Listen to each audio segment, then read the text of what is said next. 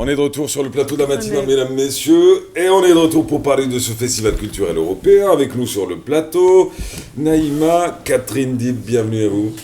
Vous préférez Naïma ou Catherine? J'aime les deux. Il y a eu débat là-dessus entre vous et moi. Vous aimez les deux? Non, j'aime les deux parce que je suis algérienne. D'ailleurs, je suis très fière d'avoir été invitée ce matin. Vous êtes chez vous ici. J'en profite pour dire bonjour à tous les Algériens et les Algériennes. Alors, dans quelques instants avec vous, on va parler du sujet du jour. Vous n'êtes pas seul. Vous êtes accompagné aujourd'hui de Mariani Kalem. On dit Maria, c'est ça? On dit Maria. En tout cas, bienvenue à vous deux. Aujourd'hui, c'est la Finlande qui est à l'honneur. Pourquoi? Dans le cadre de ce festival culturel européen, dans sa 17e édition, sur le plateau. Alors, on est en train de me dire, s'il te plaît, quoi? Tu peux aller jusqu'au bout. Alors, juste, voilà. Vous savez ce qu'on va faire aujourd'hui? On va faire de la télé-réalité. Très bien. Moi, je vais vous inviter à tourner là. Ah, d'accord. À ne pas vous regarder. Je vous promets un DVD à la fin de l'émission. Vous allez pouvoir vous regarder et me détester. Vous allez comprendre beaucoup de choses. Bienvenue à vous. Comment s'est faite la rencontre entre les deux? L'une est passionnée par la photographie et la marionnette, l'autre est passionnée par la littérature. Un peu, c'est la fille de son père en réalité. On ne voit pas non plus génétiquement, historiquement, sur tous les aspects.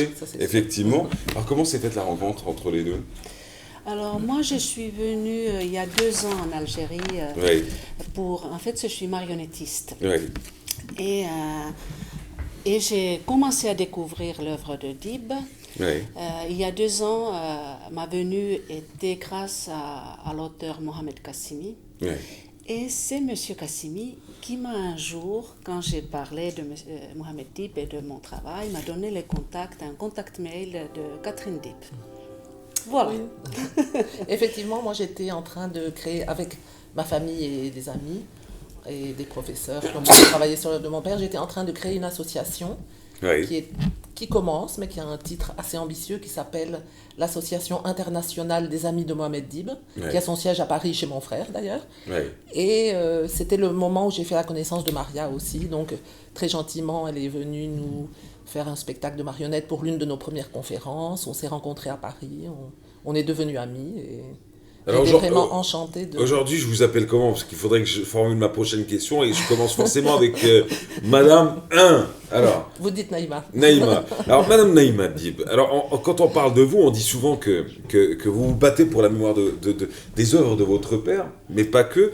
On dit aussi, et surtout, ce qui retient l'attention, c'est que vous n'êtes pas dans cette nostalgie un peu traditionnelle, ancienne, où on est toujours dans le passé, jamais dans le présent, et encore moins dans le futur. Vous, ce qui vous intéresse le plus, c'est ces nouvelles générations, c'est celles qui arrivent, et c'est l'œuvre avant tout.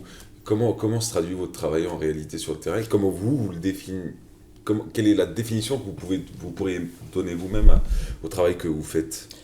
Oui, tout d'abord, je voudrais dire que ce n'est pas vraiment un travail, parce que moi, j'ai ma vie professionnelle ailleurs.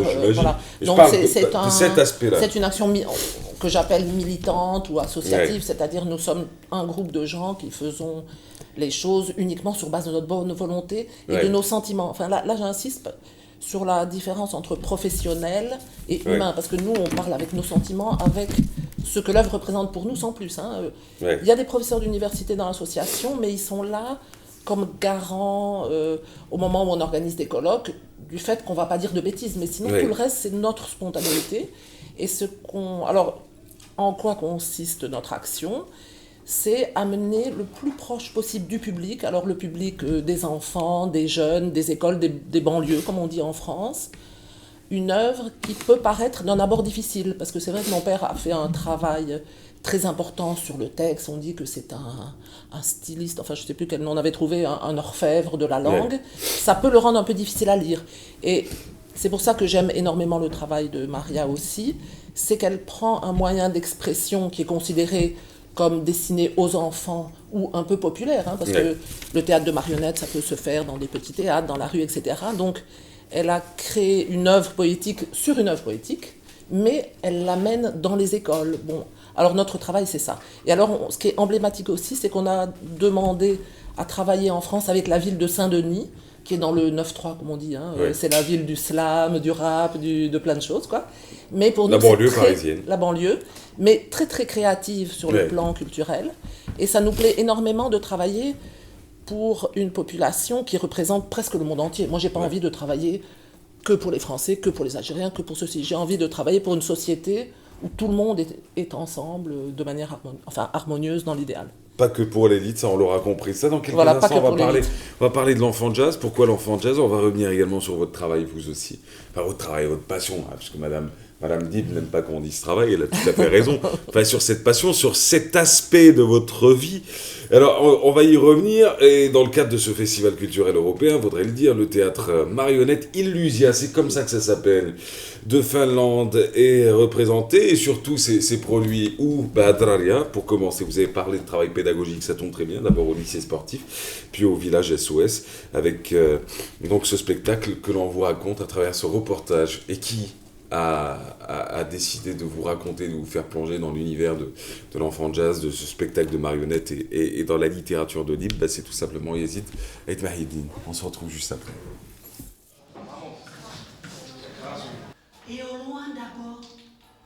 Le décor est planté. Maria Nikkanen revisite les poèmes de l'enfant jazz de Mohamed Dib. Un texte intense et fort, véritable source d'inspiration pour les artistes finlandais du théâtre Illusia. Avance l'enfance.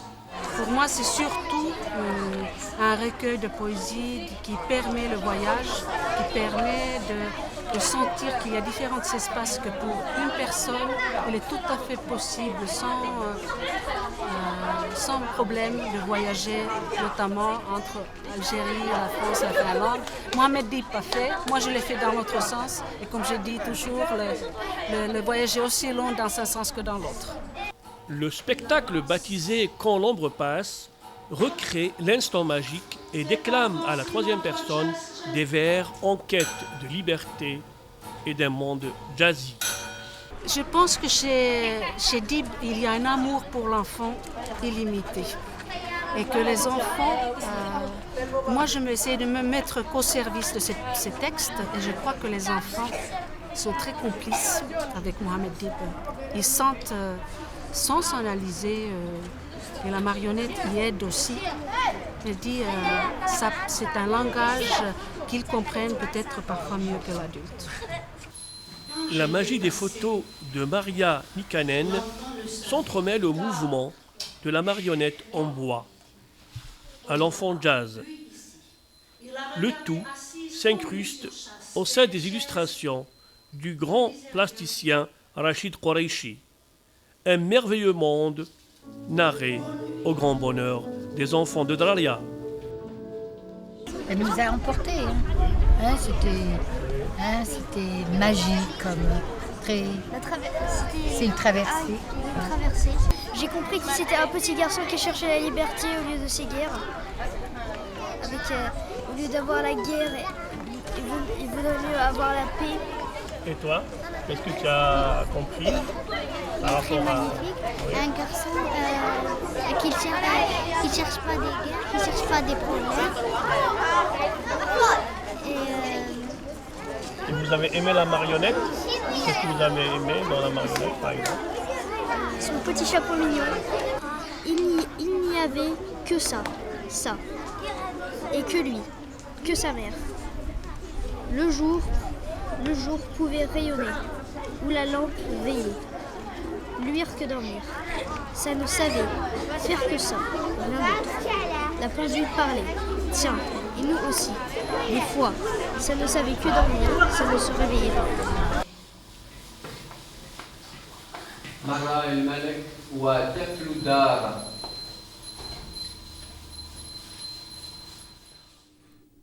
Quand vous revoyez les images, ça vous fait quoi? J'y étiez tous les deux, j'imagine. Malheureusement, non. Moi pas, je vais y assister cet après-midi. À 14h et à 16h. Pour représentation aujourd'hui, oui. Effectivement. Mais quand vous revoyez ces images, même vous qui voyez ces images, qui étiez en train de découvrir ces images, ça vous dit quoi? Ça vous inspire quoi? Moi, je me rappelle de la journée d'hier. Ouais. Il y avait une écoute extraordinaire, ce qui nous a beaucoup touchés. Ouais.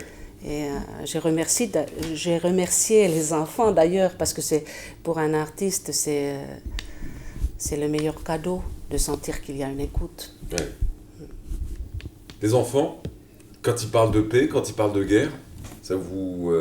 je je vous regardais, les deux enfants qui parlaient tout à l'heure, qui parlaient en général, ce sont que des enfants avant tout, mais c'est un peu le message que vous voulez passer aujourd'hui, ce que vous voulez démontrer aujourd'hui, c'est que les enfants comprennent plus que les adultes, les enfants ressentent plus que les adultes. Oui, c'est-à-dire que les enfants comprennent sans... Je veux dire, il y a une compréhension directe et sincère. Il n'y a pas de... Il n'y a pas de façade, il n'y a pas d'apparence. Ils ont une espèce de compréhension pure, je pourrais dire. Et franchement, entendre ces paroles-là, ça me donne beaucoup d'optimisme. Ouais. Beaucoup de... Alors, l'enfant jazz, avec les œuvres de Qureishi, vous avez fait la totale, vous, en fin de compte.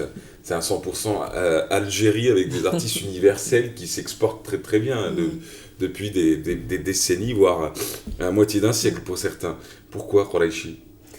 Alors, j'ai rencontré Rachid Korachi à Paris. Les œuvres qu'on voit, enfin des quelques images de son œuvre, sont des illustrations pour l'enfant jazz. Et je trouvais que c'était une occasion importante de dire que cette œuvre existe, parce que je crois que peu de gens ont vu ou ont entendu ces poésies avec ces illustrations. Ouais. Voilà. Donc Rachid Korachi m'a dit que le format de ces lithographies c'est un peu spécial, donc c'est difficile à les imprimer. Ouais. Mais j'espère que bientôt vous avez l'occasion de les voir en vrai. Ce sera avec plaisir en tout cas. Ce qui est sûr, c'est que cet ouvrage n'est plus disponible, à Alger notamment, du moins. Alors pour le trouver, il a fallu que Yazid Etmaïdine, un peu notre rédacteur en chef à nous, fasse tous les bouquinistes d'Alger pour retrouver l'enfant de jazz. Vous y pensez, vous Ça, c'est un message que je lance aux éditeurs, comme Barzac ou autres. Vous n'intervenez pas là-dessus On peut intervenir de manière amicale, oui. Mais bon, voilà, le message est lancé. Alors, si on devait parler de Dib aujourd'hui, Dib né à Tlemcen, Dib l'Algérien, Dib en France, Dib en Finlande, Dib et sa trilogie nordique, c'est au-delà du père aujourd'hui, quand vous pensez à l'auteur, quel est le livre qui vous a le plus marqué ? Quel est le livre que vous relisez avec toujours autant de magie dans les yeux ? Là, je vais être un petit peu paradoxale parce que on se bat avec des moyens pacifiques pour que la partie, pas uniquement le début de l'œuvre, soit mieux connue. On parle beaucoup de la trilogie algérienne, mais malgré ça, je vais quand même avouer que certainement mon livre préféré, c'est Le métier à tisser. J'aime énormément Le métier à tisser. Parce que, moi aussi j'ai connu Tlemcen, c'est pas tout à fait le Tlemcen de mon enfance, mais quand même, et ce que j'aime énormément dans Le métier à tisser, c'est qu'il y a une modernité aussi, c'est ça qui traverse l'œuvre de mon père, c'est une modernité extraordinaire, et je trouve que le métier à tisser est très cinématographique. Quand je lis, je vois des scènes comme des scènes de film, et c'est vrai que je l'aime beaucoup, et j'aime énormément les poèmes aussi, voilà, c'est ce qui me parle. Ce qui me chante même, je dirais. Aux éditions Chihab, paru précédemment, Neige de marbre, Mohamed Dib, Les terres d'Orsol également. C'est sorti à... Ah oui, d'accord. C'était chez Chihab Édition. D'accord. Et puis il y a eu Le Sommeil d'Ève, toujours chez Chihab, et puis il y a d'autres ouvrages, bien évidemment. Beaucoup de livres d'ailleurs. On vous invite tous à redécouvrir un peu les œuvres de Dib et son patrimoine littéraire avant tout. Tiens, je vous souhaite bon spectacle. Merci. Cet après-midi. Et puis à partir de demain, c'est la tournée. À ce qui paraît, vous allez dans les écoles ? Absolument. Jusqu'au mercredi. Pardon ? Jusqu'au mercredi prochain. Jusqu'à mercredi prochain. Oui. En tournée dans les écoles. Oui. Vous repartez quand ? Moi, je rentre le 19, malheureusement. Vous rentrez le 19 ? Oui. Vous avez encore mais je reviendrai, oui. De toute façon. Vous serez au spectacle de cet après-midi. Oui, cet après-midi, ça se passe plusieurs. Au Petit Théâtre. Algérie à Delft. Très bien. Merci à vous en tout cas, merci d'avoir été avec nous aujourd'hui. Allez, tiens, on va parler archéologie si vous le permettez. Aujourd'hui, ça a beaucoup bougé, ça a beaucoup changé, vous nous excuserez la perturbée. En tout cas, on se retrouve dans quelques instants. Juste après cette escapade au musée de Sifax avec les sites archéologiques à l'honneur. Allons-y. parler du tourisme culturel dans la wilaya de Ain Timouschent, c'est évoquer inéluctablement le riche patrimoine archéologique dont elle regorge. Sur les traces de ces trésors cachés, une virée vers le mausolée de Sifax s'avère incontournable et pour cause, plongée en plein cœur du berceau du grand rival de Massinissa s'impose. Arrivé sur les lieux, après une longue marche pénible, c'est un spectacle d'amas de pierre soigneusement érigé sur une colline qui s'offre au regard. L'ambiance est empreinte d'un silence religieux. Là, on est devant le mausolée royal de Beni Ghennem, dit le mausolée de Sifax. Il fait partie de la série de tombeaux construits pendant les royaumes berbères. Alors on peut donner l'exemple du Médrassen, l'exemple du mausolée du Khroub, l'exemple du mausolée mauritanien ou le tombeau de la chrétienne. Et donc c'est le même type de mausolée. La première curiosité de ce joyau du royaume de Numidie, datant du IIIe siècle avant Jésus-Christ et dominant la baie de l'Eshgoun, réside dans sa forme hexagonale, alternant des côtés concaves et droits dominés par des dallages et des gradins. Ce mausolée, sur le plan de la description, il est fait d'un dallage. À partir du dallage, on a une série de 3 gradins, puis on a ce qu'on appelle un massif de maçonnerie. Là, ce qu'on voit, tous les pierres qui sont tout autour, c'est des pierres qui se sont effondrées. Toujours accompagné par notre guide Zoheb Belkaddar, nous pénétrons dans les caveaux du monument, merveille unique de l'architecture funéraire lipico-punique, où règne une atmosphère toute particulière qui ne manquera pas de vous faire frissonner. C'est une galerie de 45 mètres qui est répartie, comme on a dit, en 3 ensembles de caveaux. Et si vous remarquez, le mur Heda, il est presque courbe. Ouais. C'est-à-dire que la galerie, elle épouse la forme générale du monument. On ne quittera pas ces lieux sans vous dévoiler un secret tout autre rattaché depuis toujours à ce site. Alors, le monument était enfoui sous un amas de blocage que les habitants de la région appelaient Kerkour l'Araï, ce qu'on peut traduire par le dôme des mariés. Une tradition locale fut que les futurs mariés viennent ici au monument, font plusieurs fois le tour pour assurer prospérité et pérennité de leur mariage. Perché au sommet du mont Skounaï, à plus de 220 mètres d'altitude, le mausolée du roi Sifax a su traverser bien des époques et défier les aléas du temps.